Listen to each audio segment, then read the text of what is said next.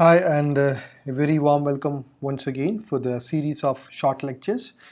Now, the next topic of discussion for today is pheochromocytoma. Okay, we'll go a little bit into detail of pheochromocytoma because very recent questions has come for pheochromocytoma, especially in the very last AIMS examination.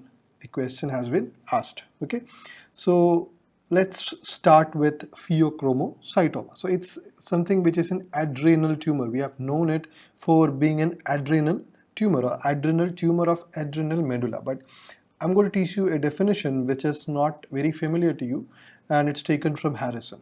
Okay, so two terms are important here associated with pheochromocytoma. One is definitely pheochromocytoma plus paraganglioma. Okay, paraganglioma. Now I'll tell you what this is. Now, what exactly is pheochromocytoma? Pheochromocytoma is a catecholamine producing tumors. So it's epinephrine, norepinephrine are catecholamines. So these are catecholamine producing tumors derived from, okay, they are derived from, very important, this is the difference which I'm going to teach you, derived from sympathetic and parasympathetic nervous system. Okay, they are derived from sympathetic and parasympathetic nervous system, very important. Now, you have been taught it's adrenal medulla, isn't it? I'll tell you what is the difference here. Now, if you consider the sympathetic nervous system, it includes, okay, this is the definition from Harrison I'm taking from General Medicine. So it includes the adrenal medulla, okay, it includes the adrenal medulla, I'm not writing it completely, it includes adrenal medulla plus it includes the sympathetic trunk, okay, sympathetic trunk, the sympathetic nervous system trunk, which we have studied in detail in pharmacology, isn't it? So now this sympathetic trunk also includes, remember, also includes the sympathetic ganglia. Okay, it also includes the sympathetic ganglia. Now when it comes to parasympathetic, okay, very typical example is the carotid body. We've studied this in anatomy, isn't it? Carotid sinus and carotid body. So these are the sites. Okay, these are the sites of development of pheochromocytoma. What did I say? It's from sympathetic and parasympathetic nervous system. Sympathetic nervous system includes adrenal medulla. The adrenal gland has got two parts, cortex and medulla, and the cortex is completely different. The mineralocorticoids, glucocorticoids, and sex corticoids. Medulla is associated with the production of catecholamines. Okay, and also sympathetic system part involves sympathetic trunk, which also includes sympathetic ganglia. Okay, and parasympathetic will include the carotid body. Now one thing we have to note down is all except the adrenal medulla, okay, all the regions except the adrenal medulla is known as, okay, it's known as, okay, I'll just write it here, it's known as extra adrenal sites. Now it is important when it comes to paraganglioma, I'll tell you that. Okay, so all these are extra adrenal. Okay, so it can be two options, it can be either adrenal medulla or it can be extra adrenal. So extra adrenal means it includes sympathetic trunk, ganglia, carotid body. Okay, any other site it can involve. Wherever there is the sympathetic parasympathetic regions and ganglia, it can involve. But please note the most common site is the adrenal medulla. The most common site is adrenal medulla. So this is where you can get a question. Okay, just understand the concept and know where exactly it is seen. It is seen in the most common site is adrenal medulla. Now the second part I have to discuss is about the concept of paraganglioma. I've already told you, but I'll discuss it. I'll make you understand a little bit more detail. Now, paraganglioma has been defined either as a clinical entity or by WHO as separately. So these two definitions are different. So I'm going to teach you this. Okay. So clinically, people historically has been considering paraganglioma is a catecholamine producing tumor. Definitely it has to be catecholamine producing tumor because it's a part of pheochromocytoma. It's a catecholamine producing tumor of skull base and neck. So very important. Okay, skull base and neck. So they can ask you this definition or they can also ask you a definition. I'll tell you this, that is all other sites other than adrenals. So all the extra adrenal sites we have just discussed, extra adrenal sites. So WHO said that any catecholamine producing tumor which is including all the other extra adrenal sites is known as paraganglionoma. So this is what you have to note. Now, so what does it mean? The one which is adrenal, okay, those few, like those catecholamine producing tumors which are developing from adrenal medullas are known as what? Pheochromocytoma. So this is the definition which this WHO has told. Okay, so what is actually pheochromocytoma? It is, by WHO, it is the catecholamine producing tumor of adrenal medulla, is pheochromocytoma by WHO definition. You have different understanding of that. Now, what is paraganglionoma? Paraganglionoma is, by WHO, it is all other catecholamine producing tumors from the extra adrenal sites. Okay, now they can also ask you the clinical definition, which includes the catecholamine producing tumors of skull base and neck. Okay, now many students will ask, if what if both options are there? Definitely WHO. Okay, WHO is much more accepted authority, isn't it? So that's about this part. Okay, the difference of paraganglionoma and pheochromocytoma in a very strict sense. Now let us see what are the catecholamines which are produced. Naturally, the three very important catecholamines which are produced are norepinephrine, epinephrine and dopamine. And as you all know, norepinephrine is noradrenaline, epinephrine is adrenaline. Now, very important to realize, the pheochromocytoma and paraganglionoma produce mostly these two, the norepinephrine and epinephrine, and not much dopamine has been seen. Okay, in fact, I've never read anywhere dopamine is being synthesized. Okay, now more importantly, which among these two, norepinephrine and epinephrine, which among these two is most common? Another MCQ question. It is this norepinephrine which is most common. Okay, this is the most common catecholamine produced by whether it's pheochromocytoma or the paraganglioma. Okay, now how much is the ratio of the norepinephrine to epinephrine? We said norepinephrine is produced much higher. How much is the ratio? The ratio is 20:1. That will make you understand the importance of this. 20:1. Okay, so 20:1. So that's about this part, the catecholamines we produce. The next you have to understand is the synonyms. There are two synonyms which textbooks give. One is the great masquerader. I'll tell you why. The second is 10% tumor. Okay, these both are the synonyms. Lots of synonyms are there, but this pheochromocytoma is also known as great masquerader or a 10% tumor. Why is it it's called the great masquerader? Because the clinical features are very variable. Okay, lots of clinical features, because anything which produce like as a result of catecholamine excess, symptom associated with that will be present. And you know, we have studied in pharmacology we have studied it in detail. Okay, what are the effects of the catecholamines, especially norepinephrine and epinephrine, isn't it? So anything of that sort can be seen. And so what is the meaning of great masquerader? It's masquerade means a pretender. It's like it pretends to be something else. That's what is called great masquerader. Now, coming on to why it's called the 10% tumor, it's because it's being seen that 10% of all the pheochromocytoma are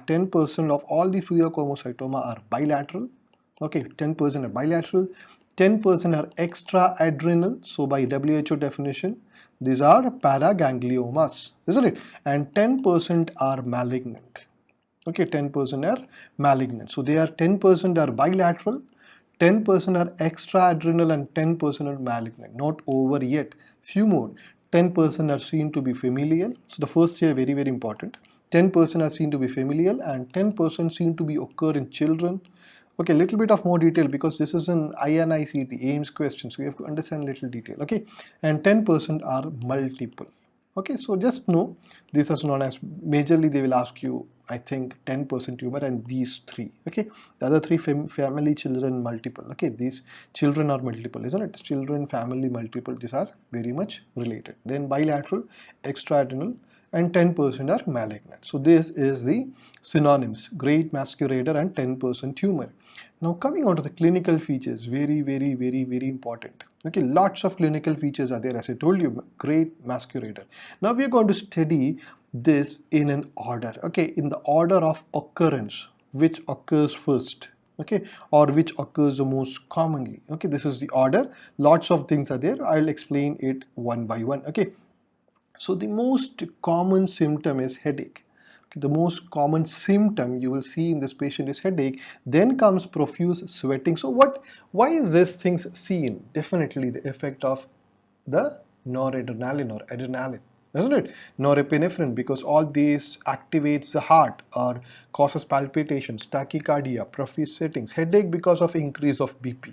Okay, BP, hypertension causes headache. And why hypertension? Yes, as this noradrenaline is associated with increased BP. Okay, all these details are there in pharmacology lectures. I'm not going to go into that, so that this lecture is kept as short as possible. Okay, so these three, now headache, profuse sweating, palpitations and tachycardia, these three are considered to be the triad of pheochromocytoma. Just know this. Okay, so any other symptom is not included under the triad, even the hypertension. I'll tell you what's the importance of hypertension. So these three is considered to be the triad. Now what did I say?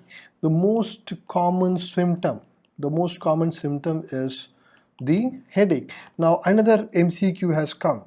Most common sign, because the patient doesn't measure BP, isn't it? He doesn't know. He just know the effect of high BP, which is the headache.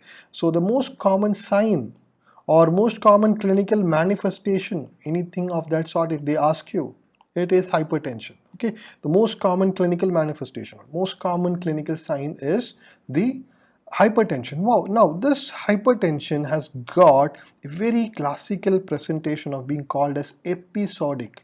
That means every time you won't see this hypertension. At times it will be normal, at times it will be increased. I'll tell you one more thing. At times it is decreased also. I'll tell you that. Okay, so it's a very classical presentation, is episodic. It can be sustained. It can be at times it can be like many patients. You can see that it is very regularly high BP, but most of the time the presentation is episodic. Now, if they say you, now any question, if they ask you, saying that the patient is having headache, the patient is having profuse sweating, palpitations and hypertension, episodic hypertension, then you have made the clinical diagnosis. Okay, so these four symptoms, if it is there in any patient, we don't need to make any other thing. It is most probably, most likely the clinical diagnosis. Now lab diagnosis is there. The most probable clinical diagnosis is what? Pheochromocytoma. You can get this kind of a question. Okay, they will also tell you some other lab investigations, but remember these three triad plus hypertension is what is a clinical diagnosis. Another thing which I've told you is the most common symptom and the most common sign is two different things. Okay, now other symptoms. Let us come to the other symptoms. Okay, weight loss. Okay, weight loss is the other symptom. And orthostatic hypotension, when you stand up the BP falls. So we have seen a very peculiar thing now. Hypertension, which is episodic, which is normally seen, but at times the patient can go for hypotension when he stands. So a very peculiar condition where there is hypertension and hypotension. Isn't it funny? Is what is this pheochromocytoma. Then you have like symptoms like the patient is having diabetic, so that's why the great masquerader. Some people think that the patient is diabetic. Okay, so there is elevated blood sugar. Okay, so now if there is weight loss, people, the doctors might think the patient is suffering from hyperthyroidism. So all these can be given like palpitations, tachycardia. So all these are like great masquerader. Now, and very important, what is the mineral abnormality or electrolyte abnormality? Another very peculiar question. What is the mineral or the electrolyte abnormality you see in pheochromocytoma? It is hypercalcemia, increased calcium. Okay, remember this, don't forget this. Hypercalcemia, not hypo. There will be options, all of the following are seen except. So remember, it is not hypocalcemia, it is hypercalcemia. So hope you got this. Very typically the triad: hypotension, weight loss, elevated blood sugar, and hypercalcemia. Now you come on to the diagnosis part. We said clinical diagnosis has been already made. Let's see the lab diagnostic part, or the other methods of diagnosis. It can be either using a biochemical test, or you can diagnose, or I would say not or, you need both. You need both, because biochemical test will give you something and imaging will give you where exactly the location. We said lots of sites are there where there is this location can be suspected. So imaging is very, very important. Okay, clinical, biochemical, and now we said these are catecholamine producing tumors. So definitely the biochemical test will be targeted to assess the excess catecholamines plus the metabolites of this catecholamines. Okay, the metabolites of this catecholamines, which is vanillyl mandelic acid, VMA. You have been very familiar, lots of questions you have seen in your MCQ books, VMA, and metanephrine, another you have not been like exposed to this, metanephrines. Okay, very important. I'll tell you why. Metabolites of catecholamines, especially the epinephrines, norepinephrine, it is metanephrines. Okay, now one very common thing we have been heard of is VMA is the most specific. We have studied in the community medicine what is specificity and sensitivity. I'm not going to repeat it. Hope you know this. Most specific. Okay, most specific VMA. The measuring of excess VMA is most specific. Okay. Now, what about metanephrines? Very, very important. Now, metanephrines can either be fractioned metanephrines. You don't need to go into details. It can be fractioned or free metanephrines. Okay. Now, measuring the metanephrines is the most sensitive. We said the most specific is VMA, and the most sensitive is the measuring the metanephrines. Okay, fractioned and free metanephrines. Now, if you want to go into a little bit more detail, I'll tell you that the measuring the fractioned metanephrine in the urine or measuring the free metanephrine in the plasma is the most sensitive. Okay, both fraction and free is seen in urine as well as in plasma. You can see both of them in urine, both of them can be seen in plasma. But to be very sensitive, if you want to be very sensitive, you have to measure the fractioned epinephrine in the urine or the free metanephrine in the plasma. So the most sensitive is this, the most specific is VMA. Now, if any of these options are not given, remember, even this can also be the most diagnostic. Okay, in the options I'm talking about, they will give you catecholamines, that, this, and all. So remember, catecholamines and its metabolites are the diagnostic part of the this condition of pheochromocytoma. Now, paraganglioma is also a part of it. Now, if you see the imaging, definitely you're very familiar, CT and MRI. Okay, CT and MRI has got a similar sensitivity, especially if you are using a contrast media. Okay, similar sensitivity. Contrast, you know what is contrast media. So this is the basic lab investigations or diagnostic investigations you have to go for. Okay, now another important thing just to understand, I just want to tell you the pathology or histopathology, not very important, but because diagnostic is already being made, you don't need to go for any pathologic diagnosis. But yes, if you are going for a resection of the tumor and you send for the lab biopsy, okay, after the resection of the tumor, you can see something known as the Zell-Ballen pattern. Okay, Zell-Ballen pattern. Okay, you can see a Zell-Ballen pattern. Okay, I'm not going to details. It is like a kind of a duct-like inner structure and a palisading outer structure. Not important. Just know the pathology is Zell-Ballen pattern. Okay, this itself is huge. Okay, now Zell-Ballen pattern. So that's about the pathologic part. Now let us come on to the treatment part. The treatment part includes definitely the complete. So it's a surgical treatment, complete tumor removal. It can be either partial removal of the gland or a complete removal of the gland. And now if it is kind of a bilateral, just imagine Okay, adrenalectomy. If it is a bilateral, you have to be very careful that you don't remove the adrenal cortex. Otherwise, what is going to happen if you remove the adrenal cortex? The patient can suffer with Addison's disease. Okay, especially if it is bilateral. Okay, if it's unilateral, no problem, because there is, we said 10% is bilateral. So this 10%, if you're removing, be careful, you are not removing the adrenal cortex, you are just removing the inner part, which is the adrenal medulla, and not the outer part. Okay, it should not be removed because the patient can suffer from Addison's disease. Okay, now finally we say the most big problem which you have to be careful about is the hypertension. So you have to give antihypertensives.